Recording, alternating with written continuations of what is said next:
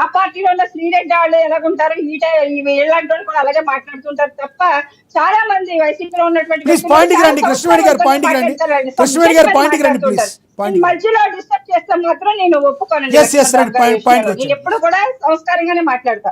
కానీ మీరు subject matter కాబట్టి దాని మీద సమాధానం చెప్తాను సార్.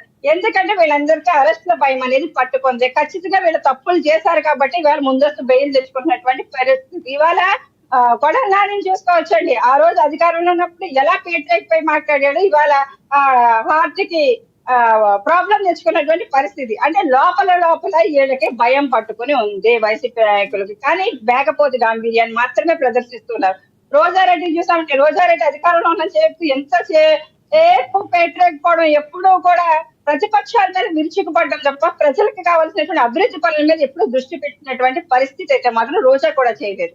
రోజా కూడా చాలా అక్రమాలు చేసింది, విడుదల రజనీ కూడా చాలా అక్రమాలు చేసింది. ఇవన్నీ బయట జరుగుతూ ఉన్నాయి, చర్చ జరుగుతూ ఉంది. వీళ్ళ ఆధారాలతో పాటు బయట పెడుతూ ఉన్నారు. జనానికి ఇప్పటి వరకు మీరు గుడ్డ కాల్చి ముఖం మీద వేయటం తప్పితే వాళ్ళు ఎందుకు అరెస్ట్ చేయలేదని అడుగుతున్నారు వాళ్ళు. మరి అలాంటి ఆధారాలు మీ దగ్గర ఉంటే ఎందుకు ఇంతవరకు మీరు చేయలేకపోతారని అడుగుతున్నారు. దానికి ఏం చెప్తారు మీరు? అండి లక్ష్మీనాథ్ గారు లక్షవారం హడావుడి చేసి శుక్రవారం తీసుకెళ్తే శనివారం హడావుడి చేసి శనివారం అరెస్ట్ చేసి ఆదివారం బెయిల్ రాకుండా ఉండి జగన్మోహన్ రెడ్డి లాగా హడావుడిగా చేసి జైల్లో పెట్టేశామా లేదా అన్న టైపు యాక్షన్ తీసుకునే ప్రభుత్వం కాదండి కూటమి ప్రభుత్వం. ప్రతిదీ ఆధారాలతో పాటు. ఇవాళ నేను వంశీ ఎందుకు బయటకు రాలేదండి? పోసారి కృష్ణమురళి ఎందుకు వచ్చి వెనకాల అపాలజీ చెప్పి పక్కకి లెఫ్ట్ అవ్వడం జరిగింది? అంటే వాళ్ళు చేసినటువంటి ప్రతి తప్పుని కూడా క్షుణ్ణంగా పరిశీలించి ప్రజల ముందు పెట్టి అప్పుడు మాత్రమే కూటమి ప్రభుత్వం ప్రతిదీ కూడా స్టెప్ తీసుకుంటూ ఉంది. ఎందుకంటే వీళ్ళు చేసినటువంటి విజయసాయి రెడ్డి గారు ఉన్నారు, ఇక్కడ మాట్లాడిన పోర్ట్ లోనే కేవీరావు అనేటువంటి వ్యక్తి దగ్గర నుంచి 599 కోట్లకి 3,000 పైసలకు ఆస్తులు ఉన్నటువంటి ఖరీదైనటువంటి ఆ పోర్ట్ అథారిటీకి సంబంధించినటువంటి ఆ పోర్ట్ ఆస్తులన్నింటినీ కూడా 9 కోట్లకి ఎందుకు రాయించుకున్నాడు ఆ రోజు? ఆ తర్వాత నాకు జగన్మోహన్ రెడ్డికి సంబంధం లేదన్నట్టు పక్కకి ఎందుకు పారిపోయాడు విజయసాయి రెడ్డి కూడా? ఇవన్నీ కూడా యాక్షన్ ప్రతిదీ కూడా కూటమి ప్రభుత్వం ప్రతిదీ ఆధారాలతోనే. వీళ్ళు వేసిన క్వశ్చన్స్ కి ప్రతి దానికి కూడా ఆన్సర్ లేకుండానే కూటమి ప్రభుత్వం అయితే ముందుకు వెళ్తుందని అరెస్ట్ల భయం కాదు సార్. వీళ్ళు తిన్నారు తిమింగలాగా ప్రజా ఆస్తులను దోపిడీ చేశారు కాబట్టి వీటిని కూడా కక్కించేటి పనిలో కూడా కూటమి ప్రభుత్వం ఉంది. యాక్షన్ అయితే మీరే చూస్తారు. ఇవాళ ఏదో సినిమాలో ఒక 2 గంటల సినిమా కాదండి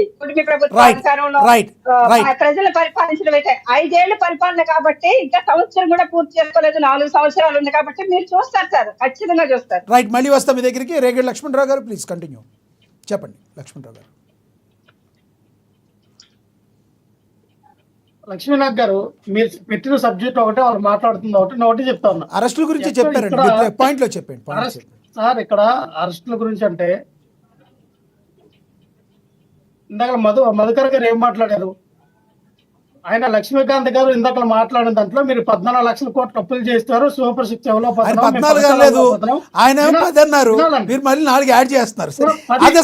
సబ్జెక్ట్ కాదు, సబ్జెక్ట్ వదిలేండి సార్. సబ్జెక్ట్ పాయింట్ లోకి వస్తాం, వినాలి మీరు. చెప్పండి. నేను అదే చెప్తున్నా. ఆయన 11 లక్షలు అన్నాడు కదా, దానికైనా ఆయన చెప్తూ ఉంటే ఈయన ఏం చెప్తాడు? మీరు పెట్టిన దేని మీద పెట్టారు సబ్జెక్టు? వినండి సార్. రోజా గారు అరెస్ట్ అంట, పేర్న నాని గారు అరెస్ట్ అట, పడాల నాని గారు అరెస్ట్ అట. ఈ అరెస్టులన్నీ చూసి మీరు భయపడుతున్నారట. మేము ఒకటి చెప్తున్నా సార్, మాకున్నటువంటి 175 క్యాండిడేట్లు ఎవరైతే ఉన్నారో వాళ్ళందరినీ అరెస్ట్ చేయండి. మా దగ్గర వినండి సార్. ఇప్పుడు అంటే భయపడుతున్నారంటే అర్థం ఏంటి? మిమ్మల్ని అందరూ కూడా మీరు తీసుకెళ్ళి దేనికి భయపడతారు సార్? మీ ఎంత క్రిస్టల్ క్లియర్ గా ఎంతకలా నేను మాట్లాడినప్పుడు ఏమని చెప్పాను సార్? మా వాళ్ళందరూ కూడా రెడీగా ఉన్నారు, మీరు అరెస్ట్ చేయండి. మా వాళ్ళు నీతి నిజాయితీ ఏంటనేది, వాళ్ళ తప్పు చేశారో ఒప్పు చేశారో న్యాయస్థానాలు ఉన్నాయి, న్యాయస్థానాల్లో తెలుసుకుంటారు. మీరు సునకానందం పొందడమే. అయితే ఒక 4 రోజులు, ఒక 2 నెలలు జైల్లో పెడతారు, బెయిల్ మీద బయటకు వస్తారు మా వాళ్ళు. ఇంతేమంటారు? అంటే అరెస్ట్ చేసిన వాళ్ళందరూ కూడా తప్పు చేసినట్టు కాదండి.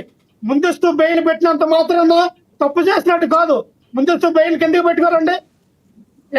పవన్ కళ్యాణ్ గారు ముందస్తు బెయిల్ పెట్టుకోలేదా? వాలంటరీ వెళ్ళి ఆయన టార్గెట్ చేసి వాలంటీర్ల వల్ల 32,000 అమ్మాయిలు చెప్పారు. ఒక అభ్యాసం మోపిన పవన్ కళ్యాణ్ గారు ఆయన మీద వాలంటీర్లు కేసు పెడితే ముందస్తు బెయిల్ పవన్ కళ్యాణ్ గారు పెట్టుకున్నారా లేదా? దేని పెట్టుకున్నారు పవన్ కళ్యాణ్ ముందస్తు బెయిల్? దేని